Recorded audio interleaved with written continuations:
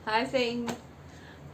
आज मैं आपको स्टोरी सुनाऊंगी कि इंसान तो इंसान, भगवान भी महिलाओं से परेशान है। ठीक है, आज मैं आपको ऐसी स्टोरी सुनाने वाली हूँ। ध्यान से सुनिएगा, आपको बहुत मज़ा आएगा। हमारी स्टोरी का नाम है तकदीर बनाम तदबीर। क्या हुआ, एक बार यमराज यमलोक में रहते रहते बहुत ही परेशान हो गए। उन्हें लगा यहाँ तो बिल्कुल अंधेरा अंधेरा है, सब चीज़ परेशान करने वाली, निगेटिविटी ज़्यादा है। मैं एक काम करता हूँ, धरती पे जाता हूँ और थोड़े दिन इंसानों की तरह रहता हूँ। ठीक है। भगवान ने ऊपर से नीचे की तरफ देखा। एक औरत एक आदमी के साथ खूब अच्छे से झगड़ा कर रही थी, और इतना झगड़ा कर रही थी कि वो आदमी डर के मारे वहां से भाग गया। ठीक है। तो यमराज को लगा ये महिला जो है ये मेरे मेरे लिए बिल्कुल परफेक्ट है, मुझे इसी के साथ रहना है। ये सोचकर वो धरती पे आ गए, और धरती पे आकर उन्होंने उस महिला को ढूंढा और जाकर उसके साथ शादी कर ली। लेकिन वो भगवान के वेश में नहीं आए, वो इंसान के वेश में आए। ठीक है। अब क्या हुआ, बस फिर क्या था, यमराज धरती पर पहुंच गए। लेकिन तब वे मृत्यु के वे पुराने डरावने वाले देवता नहीं थे। वो सुंदर युवराज नौजवान बन के धरती पर पहुंचे, और उन्होंने झटपट उसे खोजा और उसके साथ शादी कर ली। अब वो महिला जो थी वो यम की बीवी बन गई। ठीक है। दोनों एक दूसरे को बहुत चाहते थे और कई वर्ष तक बहुत सुख पूर्वक उन्होंने जीवन बिताया। इसी वक्त में उनका एक लड़का पैदा हुआ।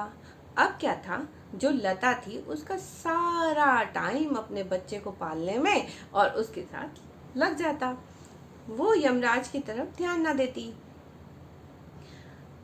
और उसने अपने बेटे के लिए और अपने लिए तरह तरह की चीज़ें मांगनी शुरू कर दी कि ये लाओ वो लाओ, हमें ये चाहिए, मेरे बेटे को ये चाहिए। ऐसे करके उसने चीज़ें लानी और झिक झिक शुरू हो गई, लड़ाई झगड़े शुरू हो गए, शिकायतें शुरू हो गई। ठीक है। समय के साथ साथ लता की झिकझिक और बढ़ती चली गई। धीरे धीरे घर की शांति चली गई। इसके अलावा लता दिन पर दिन बूढ़ी होती गई। वो तो इंसान थी ना, यमराज तो भगवान थे, तो वो जैसे थे शादी से पहले वैसे ही बाद में थे। लेकिन वो लता जो थी वो बूढ़ी होती चली जा रही थी।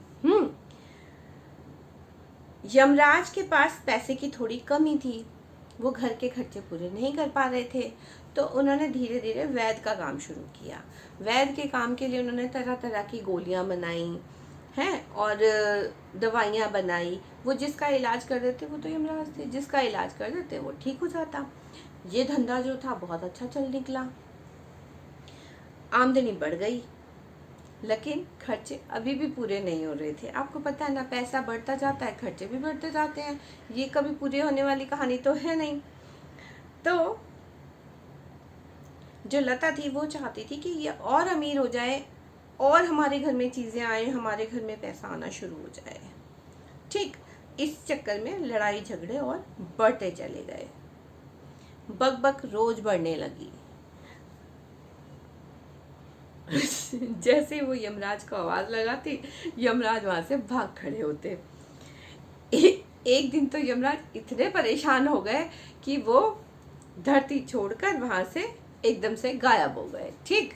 लता को लेकिन उसके बाद भी कोई परेशानी नहीं हुई। बस वो अपने बच्चे का ख्याल रखती और अपना ख्याल रखती, उसे कोई मतलब नहीं था कि यमराज कहाँ चला गया। ठीक है। लेकिन ज्यादा लाड प्यार, ज्यादा ख्याल रखने से क्या हुआ, उसका जो बेटा था वो बहुत ही निकम्मा हो गया। उसको समझ ही नहीं आता था कि कमाए कैसे और क्या करें क्या नहीं करें। ठीक है। वो लेकिन अब माँ भी कोई जिंदगी भर थोड़ी रहने वाली थी, माँ की भी डेथ हो गई। अब जब माँ की डेथ हो गई तब बेटे को लगा कि अरे अब क्या करे, वो अपना खर्चा पानी कैसे चलाए। वो एक दिन परेशान बैठा था, तभी उसे याद आया कि अरे मेरे पिताजी का तो मतलब दवाइयों का काम था और बहुत अच्छा चल रहा था, क्यों ना मैं भी करूं। उसने वो बक्सा निकाला और उसमें से जो दवाइयाँ थी वो लोगों को देनी शुरू कर दी। अब रात को वो सपने में सोया तो उसे सपने में अपने पिताजी दिखाई दिए। तो पिताजी ने कहा कि बेटा कोई बात नहीं, तुम परेशान मत हो, तुम ये वाला काम करो, ये तुम्हारा काम बहुत अच्छा चलेगा, ठीक है। बस एक बात का ध्यान रखना, जिसका भी इलाज करने जाना उसके सिराने की तरफ देखना, अगर वहां मैं बैठा दिखूं तो उसका इलाज मत करना, ठीक। अगर यमराज सिराने बैठे हैं तो इलाज मत करना, साफ मना कर देना कि इसका कुछ नहीं हो सकता। और अगर ना दिखे तो बेफिक्र होके कोई सी भी दवाई खिला देना, वो आदमी ठीक हो जाएगा। अब ये सिलसिला धीरे धीरे चलता रहा, बंदर का काम बहुत अच्छा चलने लगा, वो तो मशहूर हो गया। मशहूर क्या हो गया भैया, सब जगह नाम हो गया। इसी बीच में जो वहाँ का राजा था, राजा की लड़की बीमार हो गई। अब जब बीमार हो गई, सारे वैद्य बेकार हो गए, उन्होंने दवाइयाँ कर करके सब कुछ कर लिया, लेकिन उसका कुछ नहीं हुआ। सब तरह तरह की दवाइयाँ दे दी मगर कोई फर्क नहीं पड़ा। अब क्या हुआ, इस बंदे का नाम बड़ा फेमस हुआ था दुनिया में कि भाई, तो क्या हुआ, राजा ने इसे बुलवाया कि जाओ भाई यम कुमार जो है वैद्य जी, उन्हें बुला के लाओ। अब ये पहुंच गए राजमहल पहुंचे और जाके बैठे जाके राजकुमारी के कमरे में, देखा राजकुमारी सोई हुई थी और पीछे उनके सिराने के यमराज भी बैठे हुए थे। तो ये समझ गया कि भैया ये राजकुमारी को कोई नहीं बचा सकता। तो उन्होंने सबसे कहा कि एक काम करो, आप सभी लोग ना कमरे से बाहर चले जाओ, मुझे एकांत में इलाज करना है, ठीक है। ये बैठ गए वहाँ पे। जब सब लोग बाहर चले गए तो इन्होंने अपने पिताजी के हाथ जोड़े कि पिताजी आप इसे छोड़ दो, अगर ये बच जाएगी तो मेरा बड़ा नाम हो जाएगा, मैं बड़ा अमीर हो जाऊंगा, और आप इसे छोड़ दो।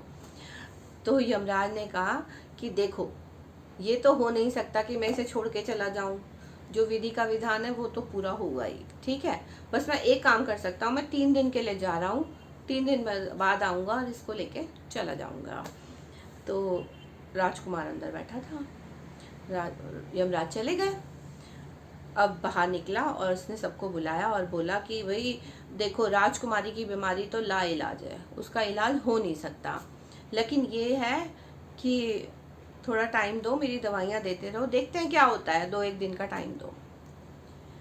ये वहाँ बैठ के इलाज करता रहा, लेकिन राजकुमारी का कुछ भी भला नहीं हो रहा था, वो बेचारी बीमार होती जा रही थी। वो तो वैद राज जो था, यम कुमार जो था वैद, वो इंतज़ार कर रहा था कि यमराज वापस आए, ठीक। 3 दिन बाद यमराज वापस आ गए और आके राजकुमारी के सिराने फिर से बैठ गए।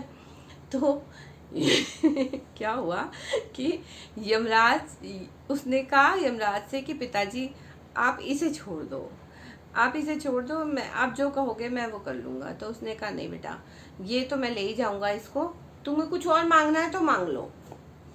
तो यम कुमार को एक आइडिया आया कि ये सबसे ज़्यादा मेरी माँ से डरते हैं, ठीक है। वो मुड़ा पीछे और दरवाजे की तरफ देख के बोलता है, माँ तुम यहाँ क्यों आ गई? इतना कहते ही यमराज डर के मारे सिर पे पैर रखकर वहां से भाग निकले। जब वो चले गए तो यम कुमार समझ गया कि पिताजी अब वापस नहीं आएंगे, वो माँ से इतने डरते हैं कि वो वापस नहीं आने वाले। तो उसने बाहर जाके राजा से कहा, अब लग रहा है कि आपकी राजकुमारी ठीक हो जाएगी। धीरे धीरे राजकुमारी का स्वास्थ्य ठीक हो गया। राजा और रानी सब बहुत खुश थे। उन्होंने यम कुमार के साथ राजकुमारी की शादी कर दी और सब बहुत सुख से रहने लगे। तो समझ गए ना महिलाओं की ताकत, महिलाएं क्या क्या कर सकती हैं।